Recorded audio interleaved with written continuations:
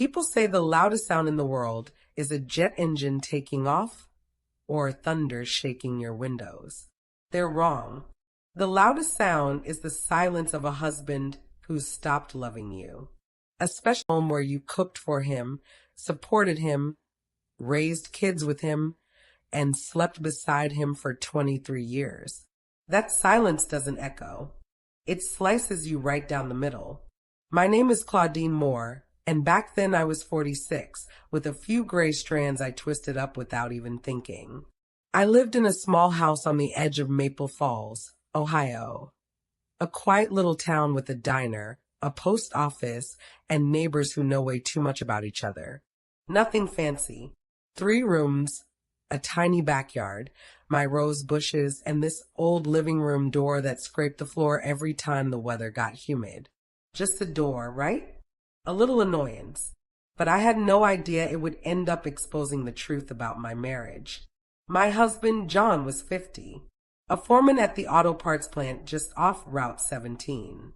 A steady guy, everyone called him. Reliable, hardworking, simple, and for years he was, until he wasn't. When our kids moved out, the house went quiet. Not peaceful quiet, the heavy, uncomfortable quiet. The kind that makes you feel like you're sharing a home with a roommate, not a partner. Every morning I'd say, "Morning, honey," and he'd mumble something like, "Yeah, morning," without even glancing up from his coffee. Dinner? Just the clink of silverware. No small talk. No jokes. No warmth. At first I thought he's exhausted. Work's been rough, but tired men still smile at their wives. Stressed men still touch their wives' hands. This was different. This was distance. And then the phone calls started. Always on Tuesdays and Thursdays. Always between 2 and 3 p.m. Always when I was alone. I'd answer. Silence. Breathing. Once, I swear I heard a tiny giggle, a young one. When I told John, he brushed it off. Probably kids prank calling. Don't stress about it. But listen, women know. We can feel a shift in the air before anything is said out loud. Then came the perfume on his shirts. Not mine. Not detergent. Not the factory. Something floral. Soft. Intimate. Late nights started showing up too. Overtime. Inventory. Boss needs me to stay late. Sure. Except he guarded his phone like it held state secrets. And then came the moment my world cracked. One afternoon, he forgot his phone on the kitchen counter. It lit up. It rang. I answered. A woman's voice, young, warm, way too familiar, whispered, "Hey babe, where are you?" My knees almost gave out. I didn't scream. I didn't throw anything. I just hung up and stood there, staring at the wall, feeling something in my chest fold in on itself. That night, lying next to the man who used to be my whole world, I whispered into the dark, "Do women stop deserving love at 46? He didn't answer. He was already asleep. But I wasn't. And something deep inside me knew. This was only the beginning. Want to know how a stupid stuck door ended up blowing my entire life wide open? After that phone call, something inside me snapped. Not loudly, not dramatically, just quietly like a rubber band stretched one time too many. John kept pretending nothing was wrong.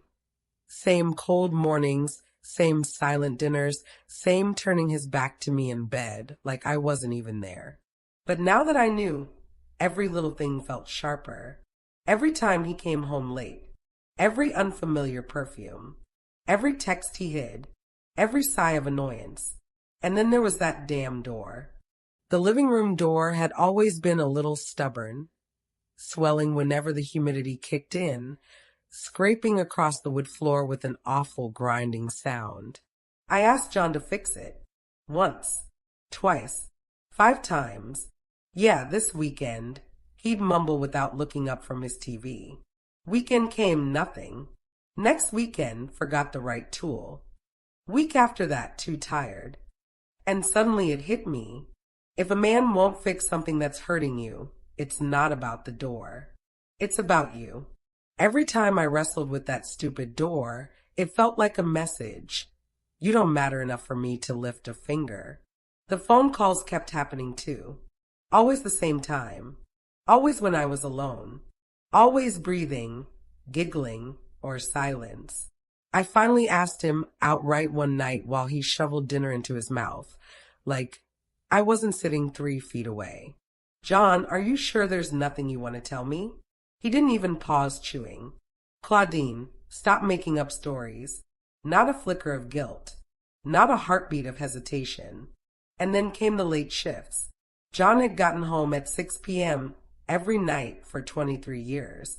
Now suddenly he was pulling into the driveway at 9, 10 sometimes after 11. Production's behind. Paperwork. Boss called. Sure, John. And I'm the Queen of Ohio. But the part that hurt the most wasn't the lies. It was how he stopped touching me altogether. No hugs. No hand on my back when he walked by. No goodnight kiss. Not even accidental physical contact. It was like living with a ghost. Or worse, like I was the ghost. I tried to stay strong. But every night I'd lie awake staring at the ceiling, wondering what I did wrong, while he slept soundly like nothing in our marriage had changed. Every morning, I plastered on a smile, handed him breakfast, and acted normal, because that's what women do when we're falling apart. But then came the Wednesday that changed everything. I mentioned the door again, barely a sentence, and John snapped. Actually yelled. Loud. Angry. The kind of tone a man uses when he's guilty of something and needs to put the blame anywhere but on himself. And while his voice echoed down the hallway, a terrifying thought crossed my mind. What if the problem isn't the door? What if the problem is me? I didn't know it yet, but the truth was coming, and it wasn't what I thought. The man who would prove I wasn't the problem was about to walk into my life. The morning after John yelled at me, really yelled, I stood in front of the bathroom mirror and barely recognized myself. My face looked tired. My eyes looked older. Not because of age, but because of how long I'd gone feeling unseen. There's a special kind of sadness that doesn't make noise. It just sits on you, day after day, until you start thinking maybe you somehow earned it. And I'll be honest, I started believing that lie. Maybe I'd let myself go. Maybe I didn't look the way I used to. Maybe I wasn't enough anymore. So that morning, without even thinking twice, I grabbed my phone and called my cousin Nicole, who worked at a little salon in town. Please, I said, trying not to cry, make me look like me again, the old me. She didn't ask questions. Come in, she said. Now, Nicole cut my hair into a soft, modern shape, colored the gray just a little, did my brows, my nails, even a bit of makeup. When she spun me toward the mirror, I gasped. That tired, invisible woman from earlier? She was gone. You look beautiful, Nicole whispered. And for the first time in months, I actually believed someone. After the salon, I went to the small shopping center near Maple Falls. Bought clothes I hadn't dared buy in years, a fitted blouse, a skirt that made me stand a little taller, jeans that hugged my shape instead of hiding it. Then I went home and cooked John's favorite dinner. Set the table nice. Lit a little candle like some hopeful idiot. When he walked in, I held my breath. He looked at me for maybe 3 seconds, 4, then said the one thing that broke me more than all the lies combined. What's for dinner? Not a smile. Not a wow. Not even a confused, you look different. Just dinner. That night, wearing new lingerie I'd bought, something pretty, something bold, I lay beside him waiting for anything. A touch. A word. A sign I still mattered. Nothing. He rolled over. Fell asleep. Didn't even brush against me by accident. So the next morning and the next and the next I tried again. I dressed up. I cooked. I cleaned. I pretended. And he didn't notice. Or maybe he did and simply didn't care. One afternoon, desperate for someone to just see me, I went next door to talk to Mrs. Dalton, my older neighbor, the wise type of woman who's seen everything. She listened quietly as I told her about the door, the yelling, the distance, and she said something that stuck to me like glue. Sweetheart, if your husband won't fix what's hurting you, then you fix it yourself. I laughed, thinking she meant the metaphor. But she didn't. I mean the door, she added. Call someone. A carpenter. A good one. It felt wrong. Almost like breaking a rule I didn't know existed. But she shook her head. A woman is allowed to take care of her own life, she said. Start with something small. So the next morning, once John left for work, I finally called the number she'd written on a scrap of paper. A warm, steady male voice answered. Hey, this is Gabe Lawson, carpenter. What can I do for you? I had no idea that this phone call was about to change everything. Nothing could have prepared me for what I felt when Gabe knocked on my door the next morning. The next morning, right around 10 a.m., I heard a truck door slam outside. Not loud, just firm, confident. Then footsteps up my front walk. I wiped my hands on my apron, suddenly nervous for absolutely no reason. It had been a long time since anyone came because I asked for help. 3 quick knocks. I opened the door and honestly, I forgot how to breathe. Gabe Lawson wasn't what I expected. Not even close. He was in his late 20s, early 30s at most, tall, strong enough to lift half a tree trunk, with warm hazel eyes and a kind smile that didn't look forced. He wore a simple gray t-shirt, dusty jeans, and carried a toolbox like it weighed nothing. His hair was the kind women secretly notice, dark, a little messy, falling just enough over his forehead to make him look both rugged and boyish. Ma'am? Claudine, he asked, polite as could be. Yes, but please just call me Claudine. He smiled, one of those soft, genuine smiles that hits you like sunlight after a long winter, and stepped inside. And I swear the whole house felt different, like the air shifted, like the walls stood a little straighter. He walked over to the stubborn living room door, crouched down, touched the swollen wood with gentle fingers. It's humidity, he said. Door swelled up a bit. I can sand it, readjust the hinges. Shouldn't take long. But the way he explained it? Calm, patient, respectful, not rushed, not annoyed, not huffing or sighing like John always did. Just present. As he worked, Gabe asked simple questions. How long's it been doing this? You home a lot during the day. You grow those roses out back? There's something. He wasn't flirting. He wasn't pushing. He was just talking to me, seeing me, and that alone felt dangerous. I offered him a glass of water. When our fingers brushed, a tiny spark shot up my arm. Not inappropriate, just a sudden reminder that I was still a woman, someone who could feel things. He finished sanding and adjusting the hinges, then tested the door. It swung perfectly, smooth, silent. That should do it, he said with a little grin. If it acts up again, just call me. I mean it. When he handed me the invoice, my hands shook a little.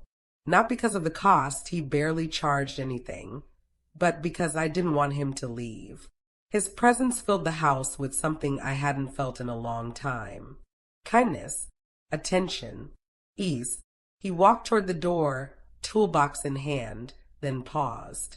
Claudine, he said softly, don't hesitate if you need help with anything else around here. Seriously, it's no trouble.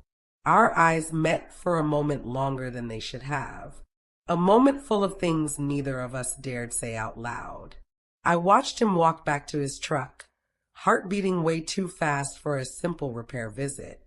That evening, when John saw the door worked, he didn't ask who fixed it, didn't ask how, didn't even say thank you, just muttered, about time, and turned on the TV.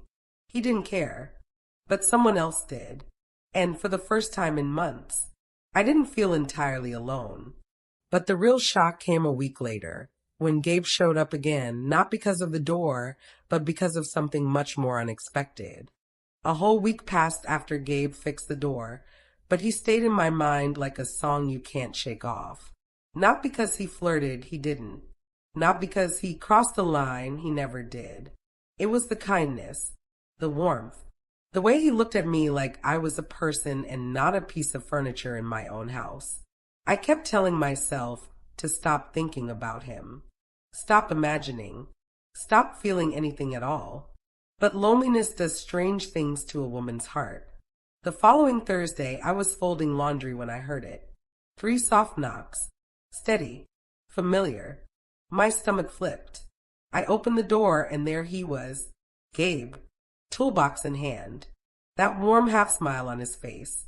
My pulse tripped. Oh, Gabe. I didn't call you. He rubbed the back of his neck, almost shy. Yeah, I know. I was working nearby and thought I'd swing by to make sure the door's still behaving. These old hinges get temperamental when the weather changes. We both knew it was an excuse. A gentle, careful excuse. Well, come in, I said, trying to sound casual. He stepped inside, glanced at the door, swung it once. Of course it was perfect. He already knew that. And just like that, we ended up talking, nothing dramatic, just small things. The roses, the weird Ohio weather, the old houses on our street. But the conversation felt easy. Almost too easy. At one point, he looked at me, really looked, and asked, "Are you happy here, Claudine?" Such a simple question.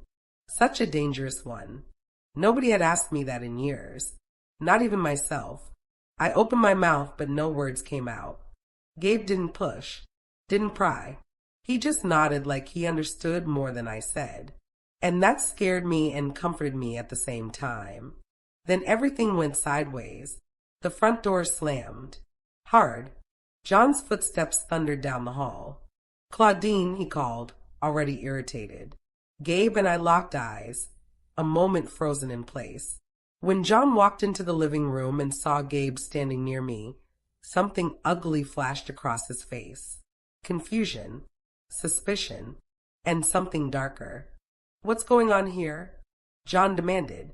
I opened my mouth, but Gabe stepped forward before I could speak. Calm, steady, unbothered. "Just checking the door," he said. "Wanted to be sure everything's working right." John scoffed. "The door's fine. You didn't need to come back." The air tightened. I swear you could have cut it with a knife. But Gabe stayed calm, nodded politely, then turned to me with a gentle tone that made my heart ache. "If you need anything else repaired, anything at all, don't hesitate to call." Our eyes met for half a second too long. Half a second filled with things we were both too scared to say. He walked out, closed the door softly behind him. And then John turned to me, not yelling, not furious, just quiet, cold. Why was he really here, Claudine? For the first time in years, I didn't shrink. I didn't apologize. I didn't swallow my feelings. I stood up straighter, looked him right in the eye, and said, "Because someone finally cared enough to ask how I'm doing." John stared at me like he'd never seen me before. Like I'd suddenly grown a spine he didn't approve of. And in that moment, something shifted, not just in the room, but inside me. I wasn't invisible anymore. Not to Gabe. And finally, not to myself. Do you want me to continue what happened after Gabe's visit, how John reacted, and the choice I ultimately had to make?